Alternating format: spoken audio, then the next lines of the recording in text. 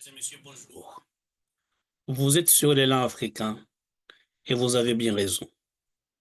Bienvenue dans cette nouvelle édition d'Afrique Hebdo, et rendez-vous hebdomadaire retraçant les grandes lignes de l'actualité africaine.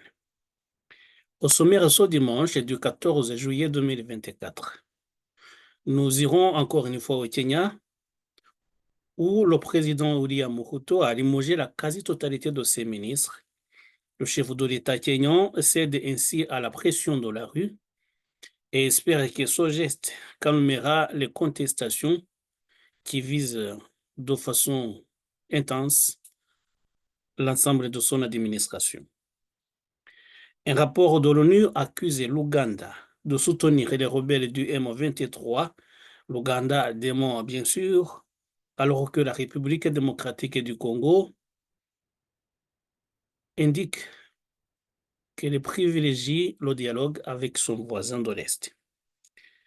Le président burkinabé, le capitaine Ibrahim Traoré, a accusé la Côte d'Ivoire et le Bénin d'abriter les bases françaises visant à déstabiliser les pays de la région du Sahel, une grave accusation qui a pour objet une grave accusation qui exacerbe les relations déjà tendues entre différents pays de la région de l'Afrique de l'Ouest.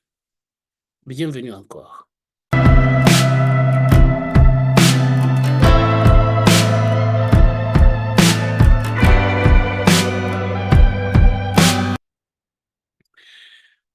Le président algérien Abdelmadjid Tebboune a annoncé jeudi qu'il briguerait un second mandat présidentiel lors des élections présidentielles prévues le 7 septembre prochain.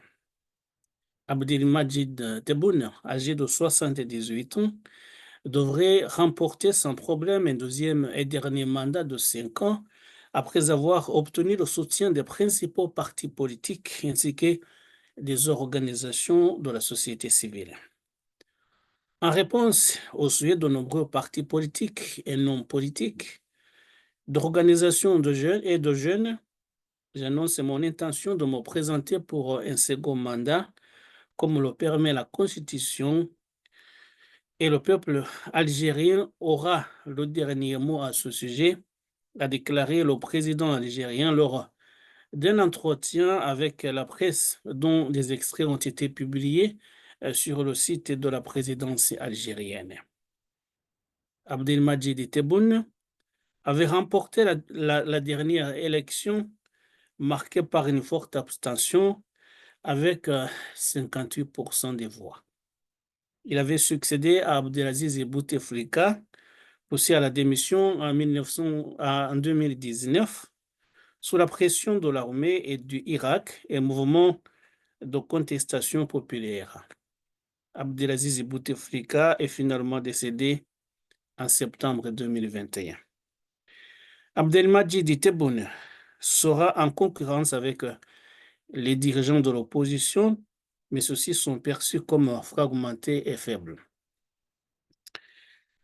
Youssef Aouchine du FFS, Front des forces socialistes, Abdel Ali Hassani Sherif du Parti islamiste modéré MSP, Louisa Hanoune du Parti des travailleurs et d'autres devraient être en lice.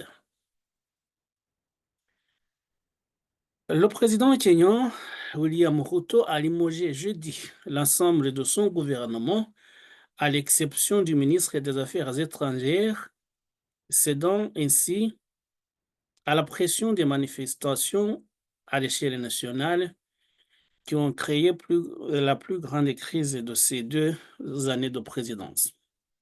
Les 2 années de présidence de William Ruto. Les manifestations menées par des jeunes contre les hausses d'impôts, nous en avons largement parlé.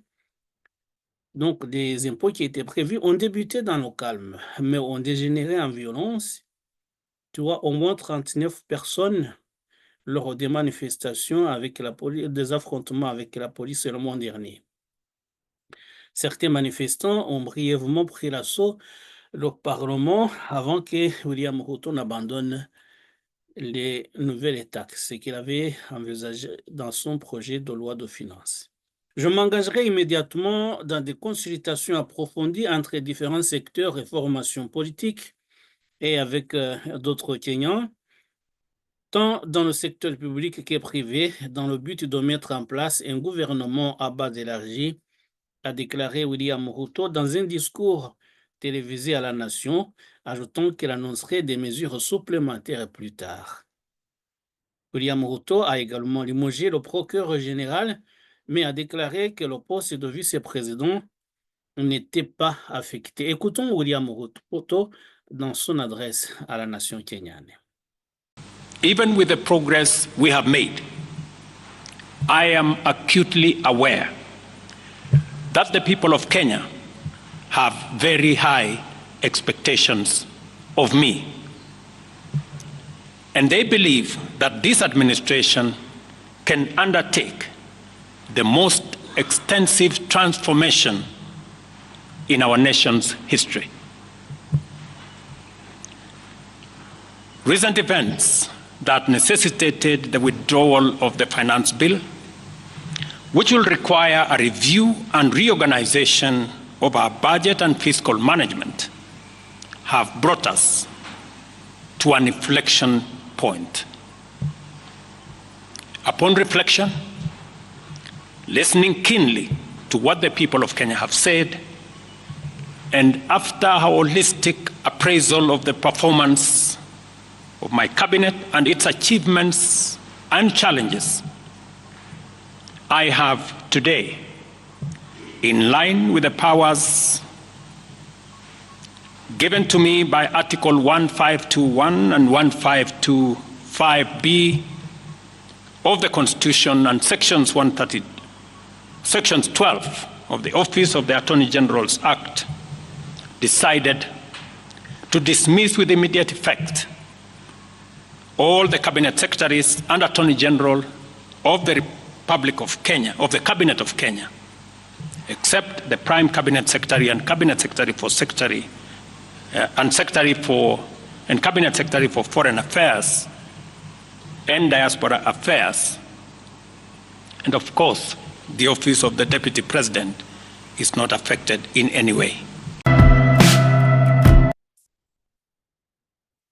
Les autorités maliennes et la société nucléaire russe Rosatom ont signé 3 accords de coopération et discuté de projets, notamment une centrale nucléaire de faible intensité de conception russe. C'est ce qu'a annoncé mercredi Rosatom. Rosatom a indiqué dans un communiqué avoir rencontré le président de transition du Mali, Assimi Goïta, le 2 et 3 juillet.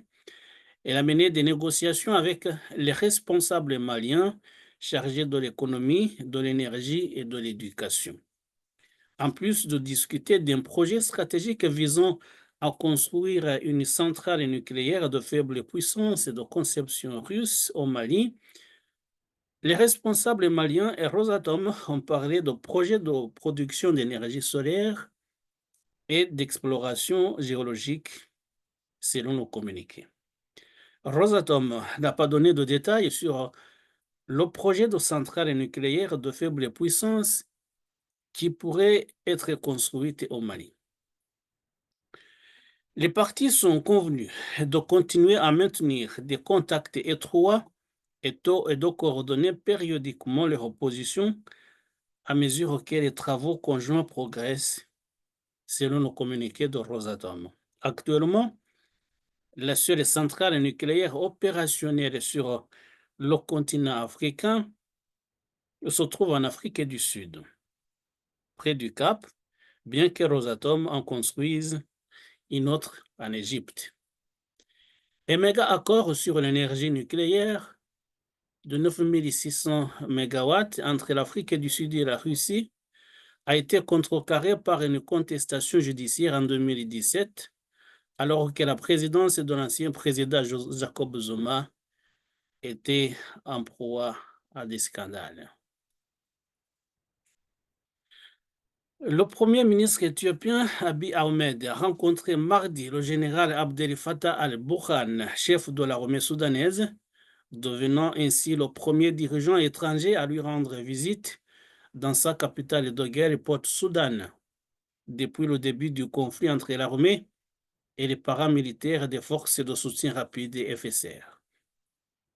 Abiy Ahmed, qui était auparavant considéré comme proche des FSR, plus proche des FSR que de l'armée, et qui a accueilli son chef Mohamed Hamdan Dagalo à Addis Abeba en décembre 2023, a présenté cette visite comme s'inscrivant dans le cadre d'une campagne visant à ramener la stabilité au Soudan après près de 15 mois de conflit. La guerre entre les factions militaires soudanaises a contraint près de 10 millions de personnes à quitter leur foyer, créé des conditions proches de la famine dans certaines parties du pays et menacé de déstabiliser la région. Alors que les forces de soutien rapide de la FSR ont pris la majeure partie de la capitale Khartoum ainsi que le centre et l'ouest du Soudan, l'armée contrôle les États de l'Est et du Nord, dont Port-Soudan, qui est devenu sa base. Les pourparlers organisés par l'Arabie saoudite et les États-Unis à Jeddah pour négocier un cessez-le-feu ont été bloqués l'année dernière et les tentatives visant à ramener l'armée à la table des négociations ont jusqu'à présent échoué. Des images partagées par les deux parties montraient Al-Burhan et Abiy Ahmed riant et marchant main dans la main après l'arrivée du dirigeant éthiopien. Sur la plateforme X, le bureau d'Abiy Ahmed a qualifié cette visite comme faisant partie des efforts visant à trouver des solutions durables pour la stabilité du Soudan. Cette visite a eu lieu après qu'une attaque des forces de soutien rapide de la FSR contre l'État de Sennar dans le sud-est du pays le mois dernier a rapproché la guerre de la frontière entre le Soudan et l'Éthiopie. Certains signes indiquent que les FSR s'implantent dans l'État de Gedaref, qui accueille plus de 600 000 Soudanais déplacés, ainsi que des dizaines de milliers de réfugiés éthiopiens. Le mois dernier, des agriculteurs soudanais de l'État ont déclaré que les miliciens éthiopiens Fano étaient entrés dans le territoire contesté de Fashaga entre les deux pays. Abiy Ahmed a déclaré lundi dans un discours qu'il ne profiterait pas de la guerre pour régler la question et que son gouvernement ne s'arrangerait du côté d'aucune des parties en conflit. La visite d'Abiy Ahmed à Port-Soudan intervient également malgré les tensions passées avec l'armée. Le dirigeant des FSR, Dagalo Diemeti, a choisi Addis Abeba pour rencontrer la coalition civile Tagadoum critiquée par l'armée. L'un des adjoints de Burhan avait affirmé l'année dernière que les combattants éthiopiens soutenaient les forces de soutien rapide de la FSR.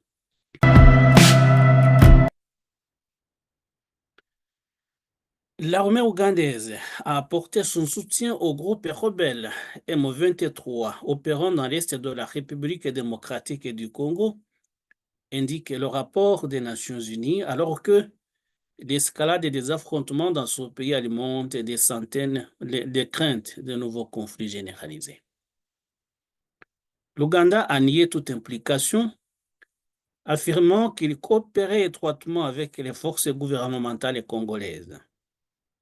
L'ONU accuse depuis longtemps le Rwanda de soutenir le M23 qui s'est emparé à plusieurs reprises de grandes parties de l'Est du Congo, ce que le Rwanda a toujours démenti. Le Congo est déchiré par des conflits multiformes depuis des décennies.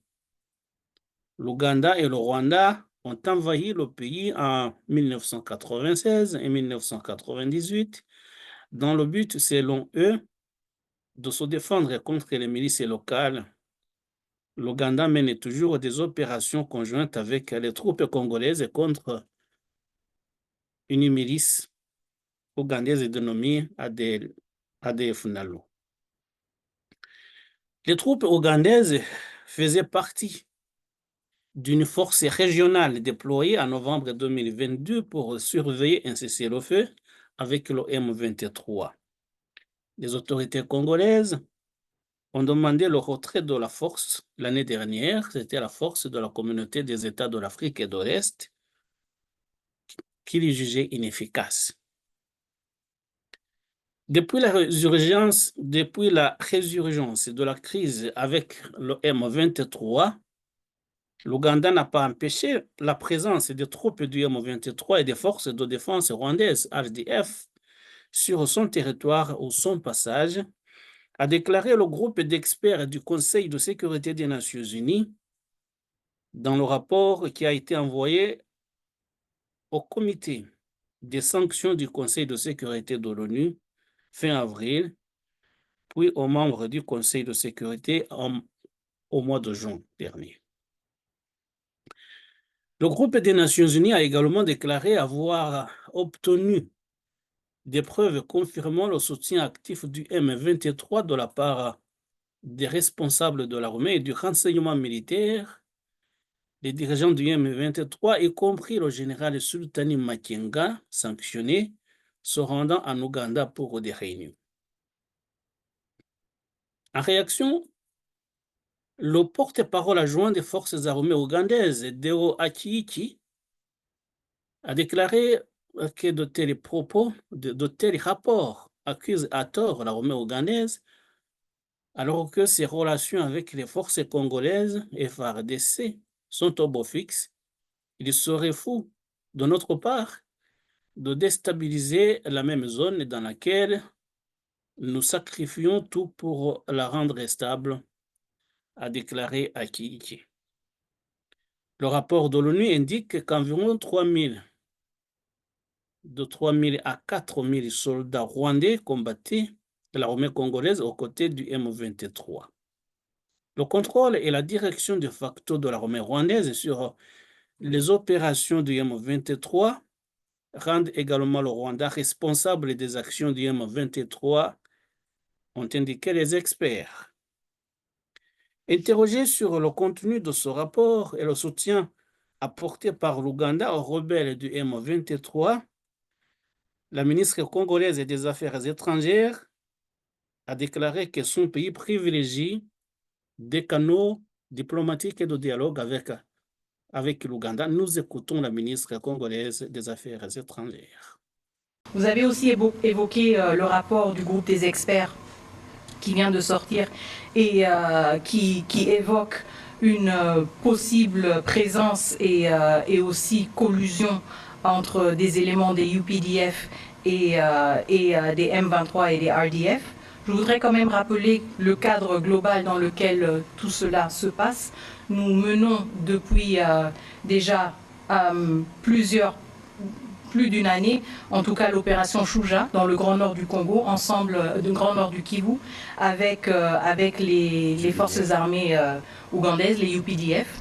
Donc nous collaborons sur beaucoup de sujets, nous collaborons aussi dans les questions d'infrastructure dans la zone de Beni, de Kasindi, mais évidemment nous sommes préoccupés par ce rapport, nous sommes aussi préoccupés par des sources de nos propres services qui indiquent aussi des tendances similaires.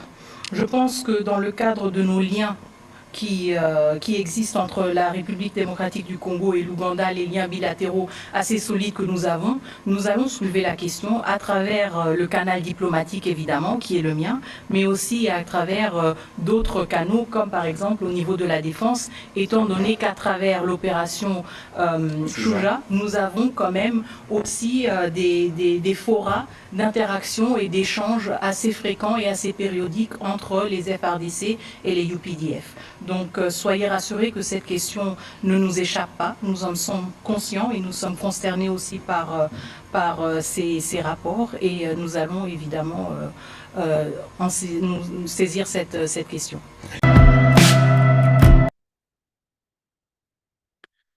Le Soudan du Sud et l'Éthiopie voisine ont convenu de renforcer la sécurité des frontières et le commerce en construisant des infrastructures pétrolières alternatives. L'accord a été conclu le 6 juillet 2024 par les gouverneurs et administrateurs de la frontière commune entre le Soudan du Sud et l'Éthiopie, au cours duquel les deux parties ont eu des discussions approfondies sur diverses questions. La réunion constitue une étape vers la recherche d'un consensus sur les intérêts communs des deux pays à travers une collaboration sur le développement des infrastructures physiques afin de renforcer le commerce, la sécurité et les investissements. Le processus engage en outre les deux pays à travailler ensemble pour promouvoir et renforcer la coopération économique afin de parvenir à une croissance économique et à une prospérité pour le bénéfice mutuel des deux pays. Pour cette raison, plusieurs résolutions ont été adoptées après de longues discussions. L'une des résolutions importantes est l'accord conclu par les deux parties sur le développement des infrastructures. Il a été convenu de travailler ensemble pour mobiliser les ressources afin de construire la route de l'Orient reliant l'État du Haut-Nil, en particulier la route Gambela-Pagak via Mayout jusqu'à Malakal-Malouche et Paloïch. C'est une route importante qui servira au transport du pétrole via le port de Djibouti. Cela signifie que la sécurité routière sera coordonnée et renforcée pour le commerce et la circulation des personnes et des marchandises entre les deux pays. Cela a été précédé par une décision parlementaire de l'Assemblée législative nationale du Soudan du Sud du 24 juin 2024, approuvant 778 millions de dollars pour la construction d'un projet d'autoroute reliant le Soudan du Sud à l'Éthiopie voisine.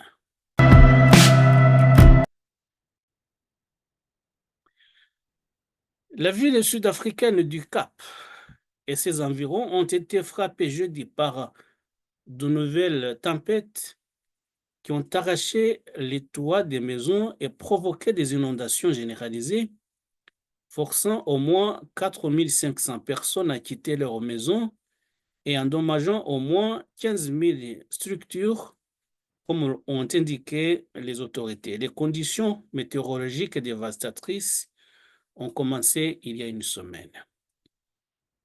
De multiples fronts froids ont frappé la région située à la pointe sud-ouest de l'Afrique depuis la fin de la semaine dernière, entraînant des précipitations records dans certaines régions et des vents violents. Les autorités municipales ont déclaré que le mauvais temps devrait perdurer jusqu'au week-end et peut-être jusqu'à la semaine prochaine. Le quartier de Winnipeg, au Cap, a été ravagé jeudi matin après le dernier front frappé dans la nuit.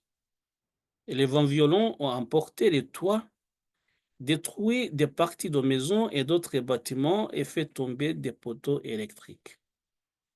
La ville du Cap a déclaré que son centre d'opération en cas de catastrophe avait travaillé toute la nuit pour répondre aux appels à l'aide des habitants. Au moins 4 500 personnes ont été déplacées et 15 000 structures endommagées dans et autour du Cap et de la province du Cap occidental avant la dernière tempête de mercredi soir, et ces chiffres devraient augmenter jusqu'à présent. On n'a pas de précision. Les États-Unis et d'autres gouvernements occidentaux ont critiqué un projet de loi controversé sur la sécurité au Soudan du Sud qui permettrait au gouvernement de détenir des personnes sans mandat, affirmant que cela porterait atteinte à l'espace politique et civil ouvert à l'approche des élections dans ce pays.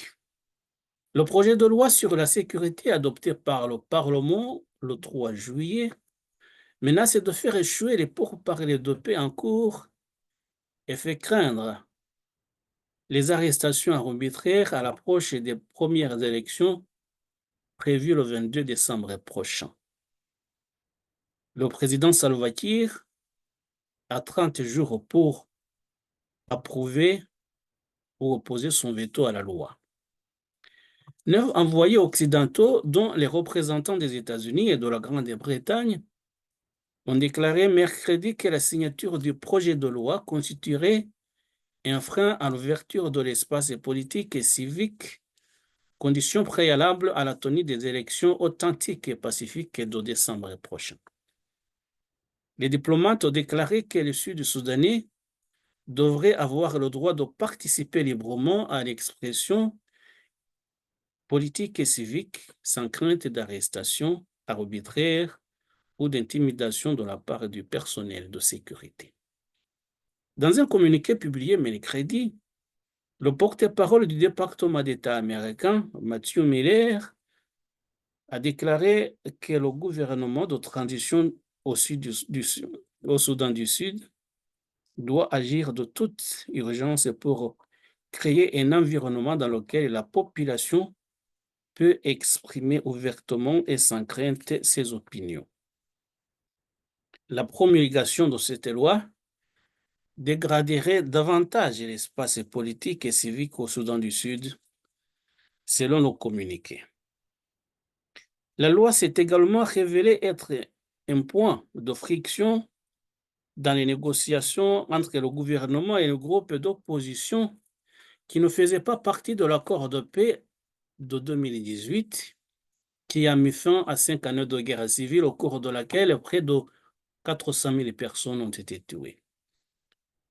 La présidente de la Commission des droits de l'homme des Nations Unies au Soudan du Sud, Yasmina Soka, a déclaré que le projet de loi sur la sécurité devrait être envoyé aux législateurs pour travailler sur des amendements qui s'alignent sur l'engagement du gouvernement à supprimer les pouvoirs d'arrestation de cette institution qui sont systématiquement abusifs et illégaux.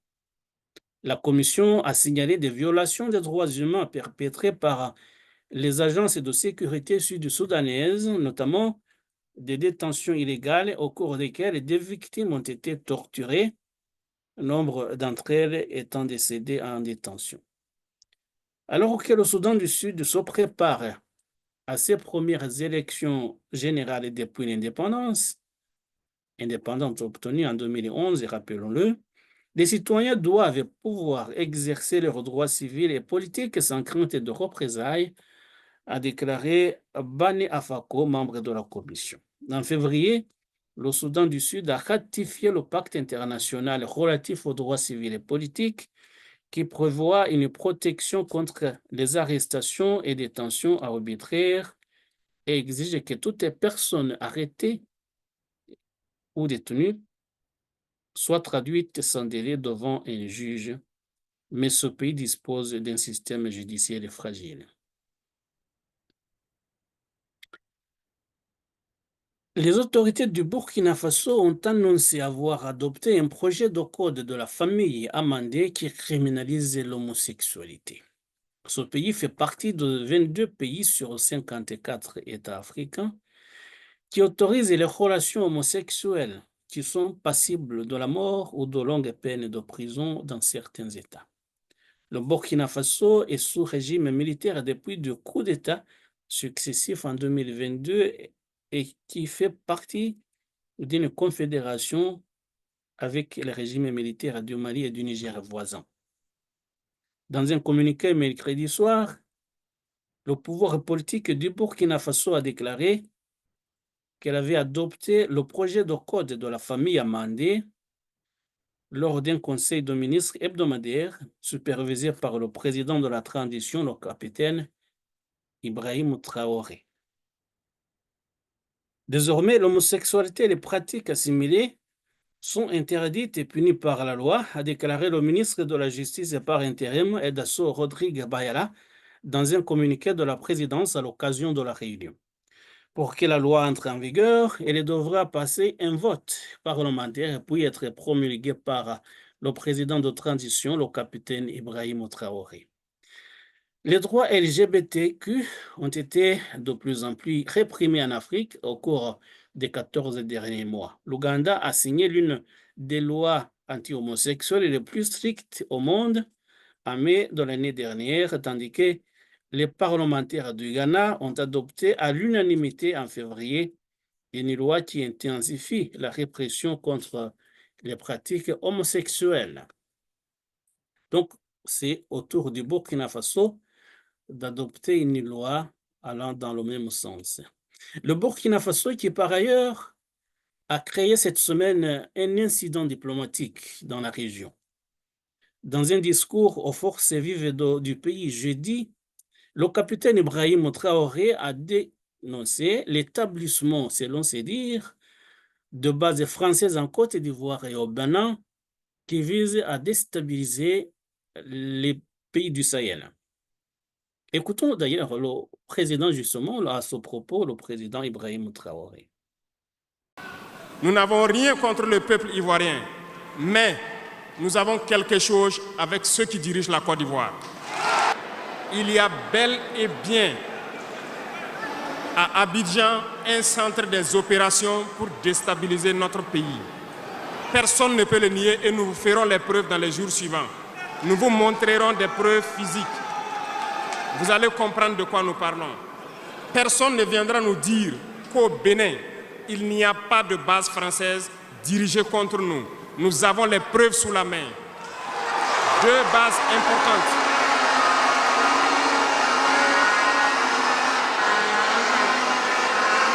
Nul ne peut le contester. Et je les mets au défi. Et nous n'avons rien contre le peuple béninois. Là, nous avons un problème avec la politique des dirigeants béninois. Et nous le disons haut et fort encore. Dans cette diplomatie, nous avons décidé de dire la vérité. Il y a bel et bien 2 bases, une vers Kandi et l'autre en allant vers Porga ou je ne sais pas quelle localité. Des pistes ont été réaménagées à plus de 3000 mètres de long. Des avions atterrissent, les gens équipent et forment les terroristes là-bas. Nous avons des enregistrements audio d'agents français au Bénin là-bas qui se jouent le centre des opérations des terroristes. Ils montent les opérations avec eux. Ils les aident à se soigner. Ils font tout ce qu'il y a là-bas. Nous avons tous les détails sur eux. Et vous ne voulez pas qu'on le dise à notre peuple? On va le dire. Si vous ne le voulez pas, s'ils ne le veulent pas, qu'ils arrêtent de se comporter ainsi. C'est simple. Nous n'avons forcé personne à prendre son indépendance. Si vous décidez de rester dans votre situation, mais ne prenez pas vos pays pour en faire des bases arrêts parce que ce sont vos populations qui vont en souffrir après. Et ce n'est pas une bonne politique. Nous le disons par expérience, et je le répète toujours, le Burkina a été une base arrière pour déstabiliser certains pays. Et ce n'est pas bien. Le Burkina a été une base arrière à un moment donné pour les terroristes ici. Voilà le prix que nous payons. Donc, pour prévenir les peuples de ces pays dont je parle, doivent parler à leurs dirigeants et qu'ils arrêtent cette politique parce que ça ne les arrange pas du tout. De graves accusations aussitôt démenties par le porte-parole du gouvernement béninois. Les victimes de ce qui vient d'ailleurs, on ne produit pas de terroristes ici. Et on a démontré qu'il n'y a pas de base militaire française. Donc le capitaine burkinabé prétende ce que d'autres ont déjà dit sans preuve, et lui-même il répète la même chose. Mais le Nigérien aussi a dit ça. Ils n'ont qu'à sortir les preuves. Il a dit qu'il était des preuves, il a des audios. Vous imaginez.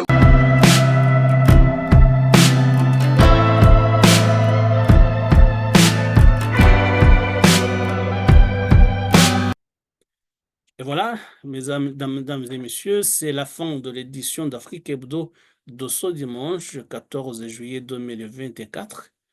Je vous en rappelle les titres principaux. Au Kenya, le président William Ruto limoge la quasi-totalité de ses ministres, des membres de son gouvernement. Le chef de l'État kenyan cède ainsi à la pression de la rue et espère que ce geste calmera les contestations qui visent l'ensemble de son administration. Un rapport de l'ONU accuse l'Ouganda de soutenir les rebelles du M23. L'Ouganda dément alors que la République démocratique du Congo veut privilégier les canaux diplomatiques qui lient les deux pays, selon la ministre des Affaires étrangères congolaise. Le président burkinabé accuse la Côte d'Ivoire et le Bénin d'abriter les bases françaises visant à déstabiliser la région, une grave accusation qui exacerbe les relations déjà tendues entre les pays de l'Afrique de l'Ouest.